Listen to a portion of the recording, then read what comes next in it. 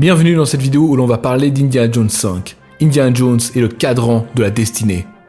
Attendez, Indiana Jones 5, ça veut dire qu'il y a un 4 ? Cinquième aventure d'Indiana Jones, réalisée par James Mangold, à qui l'on doit notamment Logan, un film que beaucoup de monde considère comme un des meilleurs films de super-héros de toute l'histoire de l'humanité. Moi, personnellement, je trouve ce film sympathique. Et c'est déjà pas mal. Et rien de ce que j'ai pu voir dans sa cinématographie m'a vraiment enjoué, on va dire. Donc il faut avouer que quand j'ai appris qu'il allait réaliser le tout nouveau film, j'y allais un petit peu à reculons, surtout que c'est Disney, les mêmes qui nous ont pondu Star Wars 7, 8, 9. Autant dire donc de la merde. Et ce qui m'embêtait le plus, c'est qu'on perdait à la réalisation Spielberg. Steven Spielberg, donc pas n'importe qui. Donc pour arriver à son niveau, il fallait y aller. Mais pour moi, c'est totalement possible, même si je pense que le style de Spielberg est tout simplement inimitable. À mon avis, on peut reprendre le flambeau en proposant quelque chose de différent. Donc j'attendais de voir un petit peu qu'est-ce qu'allait proposer Mangold par rapport à ça. Donc juste pour vous dire que je n'attendais pas grand-chose du film, mais j'étais quand même prêt à être surpris.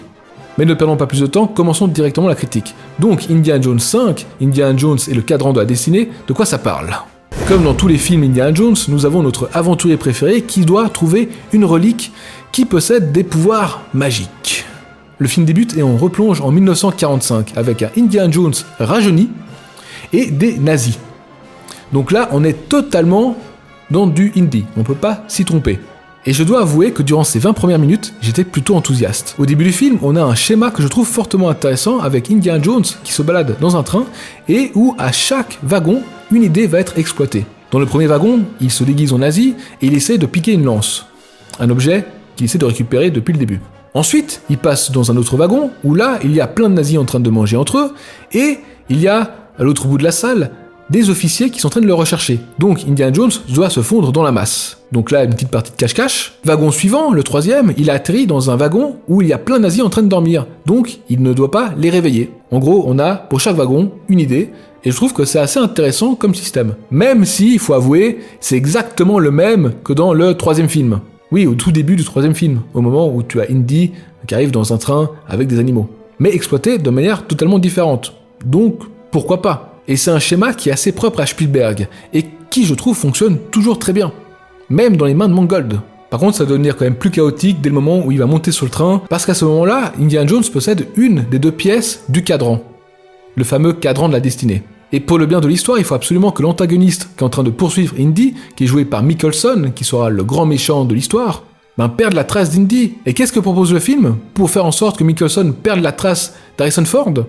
Tu vois Mikkelsen qui se tient comme ça au wagon du train, qui va quand même, je pense bien, à 200 km/h, et il tourne la tête, et là il se trouve face à une énorme poutre métallique qui est en plein milieu de son chemin, et il se la prend en pleine poire. Et le mec il gicle. Ah mais moi quand j'ai vu ça, pour moi il était décapité le mec. Fini.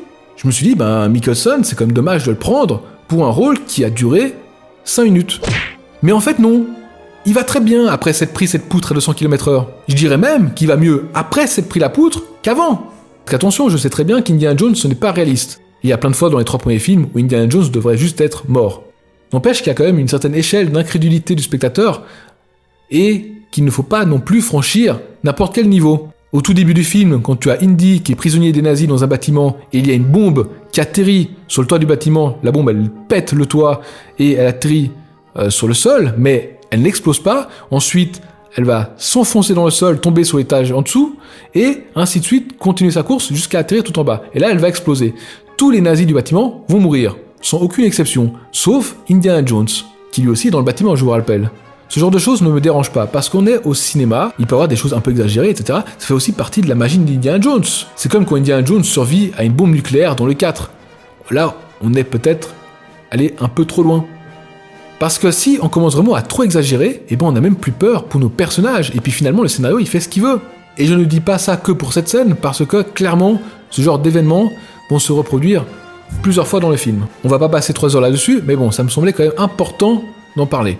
Autre chose qui est quand même fort intéressante dans ces 20 premières minutes, c'est la performance capture qui rajeunit Harrison Ford. Moi j'ai trouvé ça personnellement assez convaincant, même s'il y a plusieurs moments où on voit un petit peu que c'est fait par ordinateur, et de voir un visage extrêmement réaliste qui fait faux, c'est bizarre. Mais n'empêche que je trouve que le résultat est très bluffant. Les seuls moments où ça va devenir vraiment problématique, c'est quand tu as carrément un gros plan sur le visage d'Indy, en mode John, et qu'on va carrément te mettre des lampes torches qui l'éclairent, mais à 100% en ne cachant plus aucun détail. Sans compter qu'on a la voix d'Harrison Ford qui a 80 ans et des poussières, sur le corps d'Indiana Jones qui a à peu près 40 ans. Plein de petits éléments comme ça qui font que ça ne fonctionne pas toujours très bien. Mais n'empêche que je trouve que ça reste une technologie extrêmement bluffante, et je vais même aller jusqu'à dire que j'aurais préféré que tout le film se déroule à cette période-là, avec un Indy jeune. Même si ça fait, de temps en temps, un peu faux. Bah oui, parce que dès qu'on va arriver dans le présent pour Indiana Jones, eh ben on va se retrouver avec un Harrison Ford qui a plus de 80 ans et qui malheureusement va plus pouvoir faire grand chose d'intéressant.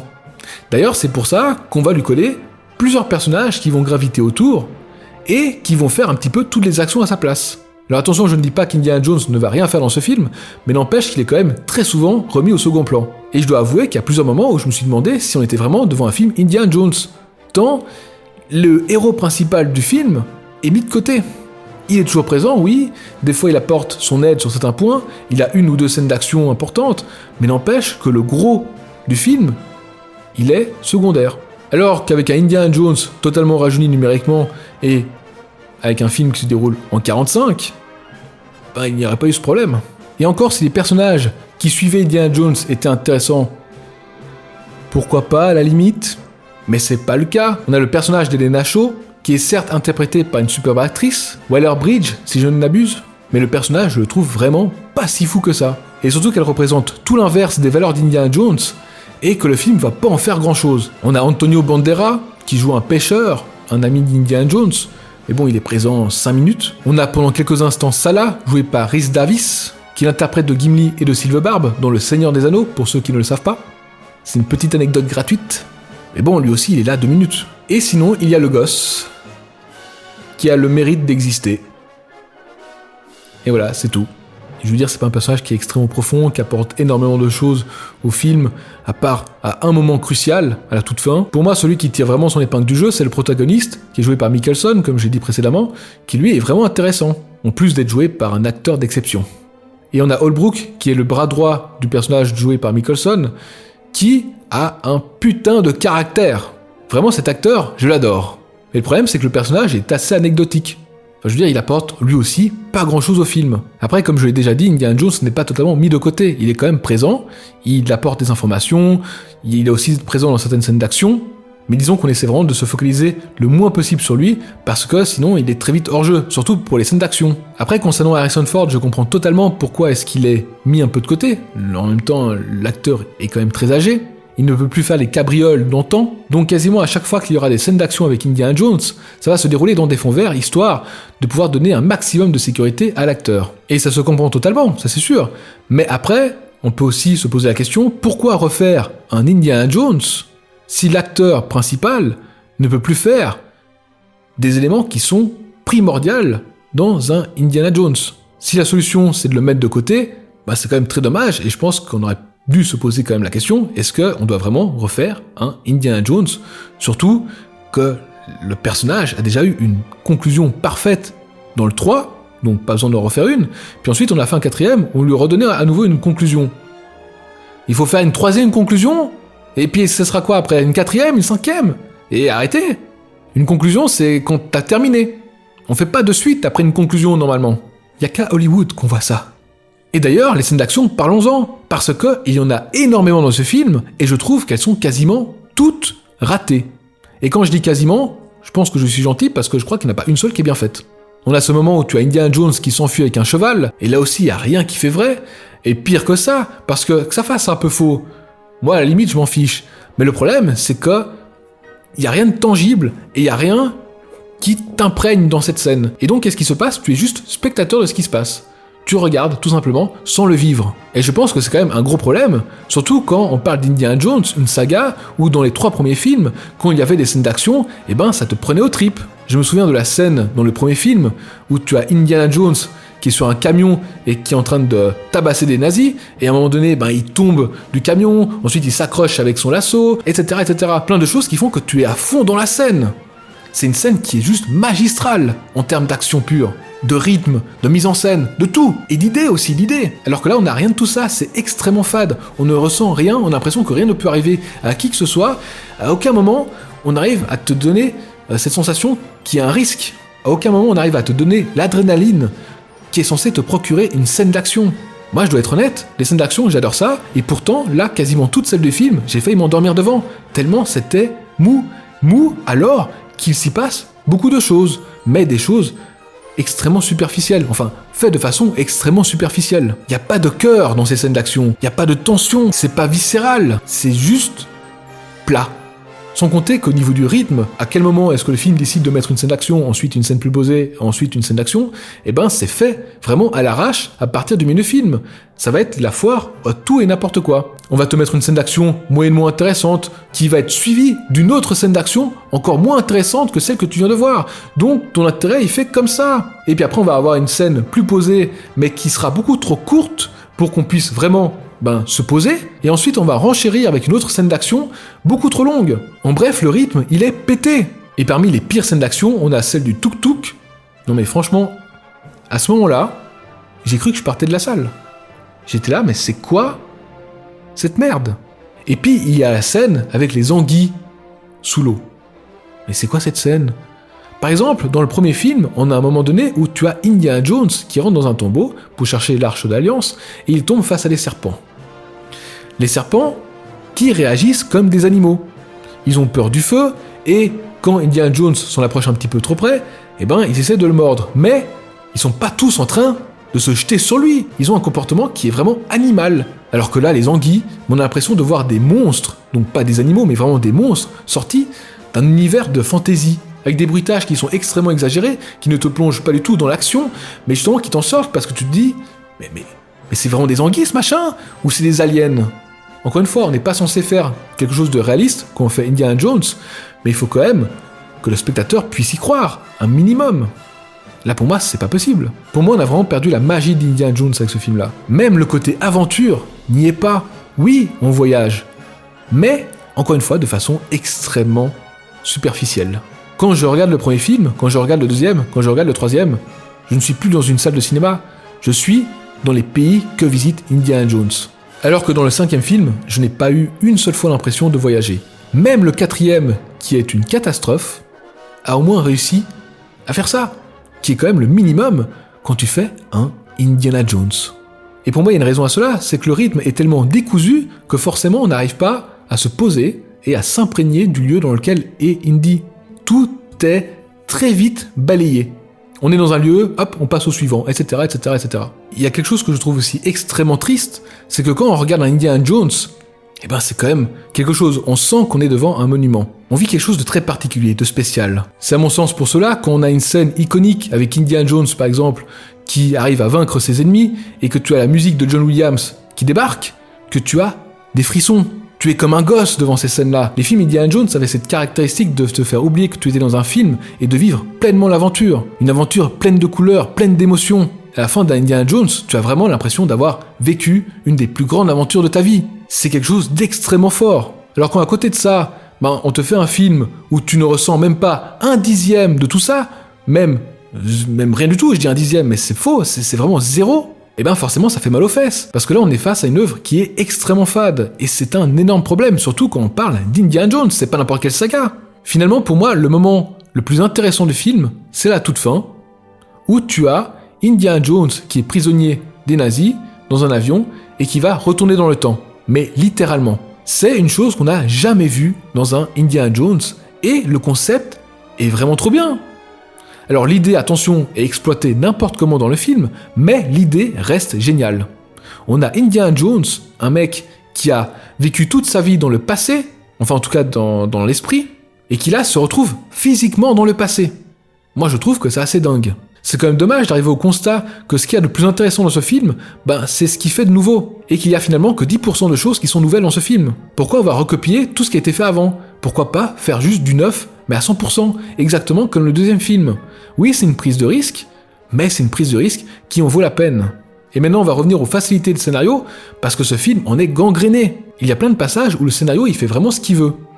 Comme par exemple ce moment où tu as le gosse qui va se promener dans une rue et il tombe pile poil sur celle où il y a les méchants nazis qui l'attendent. Et bah tiens, c'est pas de bol ça quand même. Des éléments comme ça, mais il y en a toutes les 10 minutes. C'est vraiment exagéré. À croire que les scénaristes, ils en ont plus rien à faire. Ils se disent, de toute façon, ça va passer, il n'y a pas de problème. Et on va terminer cette section avec Indiana Jones, qui est totalement démystifié dans ce film. Et ça, je comprends pas. Bah oui, parce qu'à chaque moment où il va faire quelque chose d'un peu physique, il va nous rappeler qu'il est très vieux, qu'il a mal aux jambes, que ses os sont fragiles, etc. En gros, ils nous font passer Indiana Jones pour un type foutu. Et pourquoi ça pose problème, cette démystification d'Indiana Jones ? Eh ben, par rapport aux thématiques. Les thématiques qui sont présentes dans toute la trilogie. Parce que dans la trilogie originale, qu'est-ce qu'on a ? On a souvent Indiana Jones qui est représenté comme un symbole. Il symbolise l'aventurier au cinéma. C'est pour cela que très souvent, on ne voit que son ombre. Parce que justement, quand on voit que l'ombre d'une personne, on peut s'imaginer qui s'y cache derrière. C'est toute une représentation, c'est tout un imaginaire. C'est plus qu'un homme physique. Et la trilogie se conclut justement avec Indiana Jones qui boit dans le Graal et qui devient immortel, exactement comme son symbole. Vous vous souvenez du dernier plan dans le 3 ? Cette image de cet aventurier qui part comme ça vers le soleil couchant, mais comment est-ce qu'on peut faire plus significatif ? Cette image représente à la perfection tout l'imaginaire et toute la mythologie de l'aventurier au cinéma. Et c'est ce que représente aussi Indiana Jones. C'est un peu une résurrection des films d'aventure avec lesquels Spielberg a grandi. Et avec Indiana Jones, il leur donne un côté immortel. C'est fort, c'est beau. Et là, dans le 5, qu'est-ce qu'on fait ? On vient tout te péter ça. On te dit qu'en fait, Indiana Jones, c'est qu'un homme et il va crever.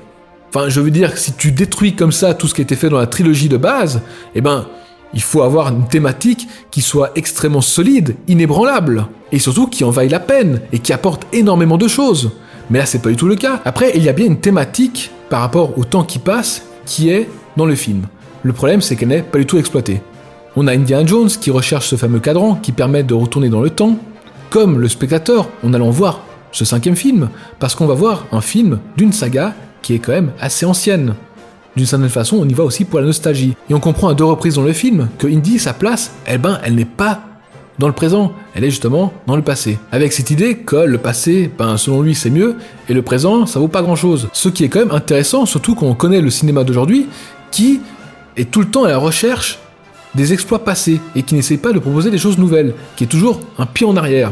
Donc l'idée est très intéressante, mais le problème c'est que c'est très peu exploité. C'est un peu une toile de fond sur laquelle on revient 2-3 fois, et puis c'est tout, et il n'y a vraiment pas de conclusion qui, je trouve, est satisfaisante. Maintenant, concernant la mise en scène, au début du film, j'ai trouvé que c'était vraiment propre. On était très proche du style de Spielberg, sans l'égaler, mais quand même, j'étais étonnamment surpris. Si tout le film était du même acabit que les 20 premières minutes, je n'aurais pas reproché grand chose au film. Certes, le début n'est pas parfait, surtout cette séquence où tu as Indy qui est sur le toit du train, n'empêche qu'il y a plein de moments où on sent que ça a été soigné. Par la suite, on va voir des moments soignés, des moments moyennement soignés, moyennement fait un peu n'importe comment, et des moments où c'est carrément n'importe quoi. Il y a vraiment des plans où j'ai l'impression qu'ils ont appelé un acteur, ils ont dit « Toi, tu te mets là, on met la caméra là, on filme, hop, action, coupé, hop, tu peux te barrer. » Tellement il n'y a aucune construction dans ces plans, et que c'est vraiment pas beau. Alors peut-être que c'est dû à des reshoots qui ont été faits, je sais pas moi, dans l'urgence, mais si c'est le cas, ça veut dire qu'il y a 40% du film qui a été fait durant des reshoots. Mention spéciale à 2 scènes. La première, c'est celle sur le bateau, où tout fait extrêmement faux. On a l'impression que ça a été tourné en studio. D'ailleurs, ça m'étonnerait pas que ce soit le cas. Et attention, je ne dis pas que tourner en studio, c'est mauvais. Il y a des films qui tournent en studio, et même ils font ressortir cet effet studio, et c'est très beau. Mais là, on a l'impression que c'était tourné en studio, et qu'ils essaient de cacher que c'était fait en studio, et ça passe pas du tout. Et la deuxième scène, c'est celle à la toute fin, où tu as Indiana Jones qui se retrouve en Grèce antique, et là, c'est laid. Mais très très laid. Au niveau des lumières, des couleurs, il n'y a rien qui va. Même de la construction des plans, mais c'est d'un moche. C'est catastrophique. Catastrophique. Je ne comprends pas comment est-ce que tu peux avoir autant d'argent et quand tu vois ça, tu te dis c'est bon, ça passe, offrez ça au public. Sans compter qu'il existe des productions qui ont des scènes du même acabit avec des scènes de guerre qui se déroulent au Moyen-Âge, en Antiquité, ou autres, et qui sont 1000 fois mieux faits. Comment est-ce que vous expliquez ça? Ah, puis j'ai oublié la scène aquatique. La scène aquatique. C'est sûr que filmer les scènes aquatiques, c'est un peu particulier. Et tout le monde n'est pas James Cameron. Il n'y a quasiment aucun cadrage intéressant, tout ce qui est CGI, mais ça se voit à des kilomètres. Pour moi, le problème n'est pas forcément le talent des gens qui étaient mis sur ces scènes-là, que ce soit pour la scène aquatique, la scène sur le bateau ou la scène finale, mais tout simplement parce qu'il y a dû avoir un énorme manque de temps pour pouvoir produire ces scènes-là, parce que ça coûtait de l'argent, et Disney s'est dit, écoutez, vous faites ça en 2 jours, même s'il vous en faut 20, et puis on aura le résultat qu'on aura. Mais ne faites pas ces scènes-là si vous ne pouvez pas vous permettre de les faire correctement. Donc grosso modo, j'ai l'impression qu'une partie des scènes ont été faites à la va-vite, et ça se ressent beaucoup, notamment aussi la scène du tuk-tuk, mais j'en ai déjà parlé avant, d'autres qui ont été plus ou moins soignées, et d'autres qui ont été très bien soignées. Et je me dis, c'est vachement dommage, parce que si toutes les scènes avaient été aussi qualitatives que celles qu'on peut voir par exemple au début du film, les scènes qui sont très bien faites, où on voit qu'il y a eu du temps pour les faire, le film aurait été très beau. Certes, peut-être pas le plus beau des Indiana Jones, mais un très beau film. Et c'est quand même important d'avoir un film qui est bien mis en scène, qui est bien réalisé. Mais bon, c'est devenu extrêmement standard dans les gros blockbusters d'avoir des images dégueulasses qui n'ont aucune structure, aucune construction, rien. Donc ça m'étonne même pas que Disney n'en ait plus rien à battre. Pour conclure, je dirais que c'est sans doute le pire Indiana Jones, et oui, vous avez bien entendu. Jusqu'à présent, cette place était réservée aux 4, mais il vient de se faire détrôner. Et en tout cas, si vous aviez des doutes si Indiana Jones est bel et bien mort avec le 4, là, vous en avez la confirmation avec le 5.